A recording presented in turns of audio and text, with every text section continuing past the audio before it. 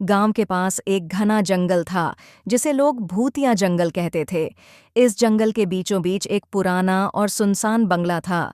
कहते हैं यह बंगला सालों से खाली पड़ा था, लेकिन हर रात वहां से चीखने की आवाजें आती थीं। गांव के किसी ने भी उस बंगले के अंदर जाने की हिम्मत नहीं की। एक दिन 4 दोस्तों रवि, स्नेहा, अमन और पायल ने ठान लिया कि वे इस रहस्य को सुलझाएंगे। सबने मिलकर योजना बनाई और एक रात जंगल में उस बंगले तक पहुंचने का फैसला किया। गांव वालों ने उन्हें मना किया, लेकिन वे नहीं माने। अंधेरी रात थी। चांद की रोशनी घने पेड़ों के बीच मुश्किल से पहुंच रही थी। चारों दोस्तों ने टॉर्च लेकर जंगल में कदम रखा। जंगल के अंदर घुसते ही ठंडी हवा चलने लगी। पत्तों की सरसराहट और अजीब सी गंध ने माहौल को और डरावना बना दिया। कुछ घंटों बाद वे बंगले के पास पहुंचे। बंगला जर्जर था, उसकी दीवारों पर काई जमी हुई थी और खिड़कियां टूटी हुई थीं। दरवाज़ा आधा खुला था, जैसे किसी का इंतजार कर रहा हो। डर के बावजूद चारों अंदर जाने लगे। बंगले के अंदर का नज़ारा डरावना था।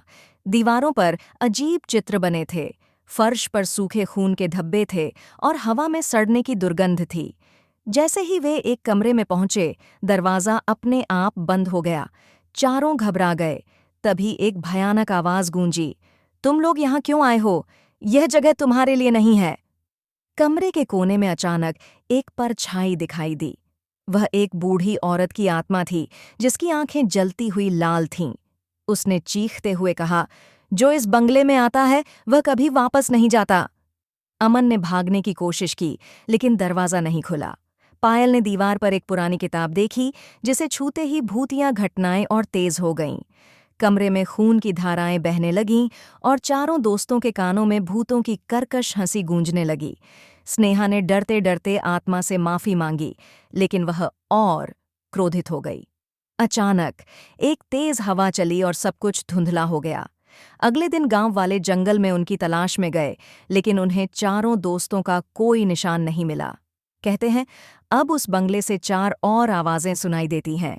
जंगल में जो भी उस बंगले के पास जाता है वह वापस नहीं आता।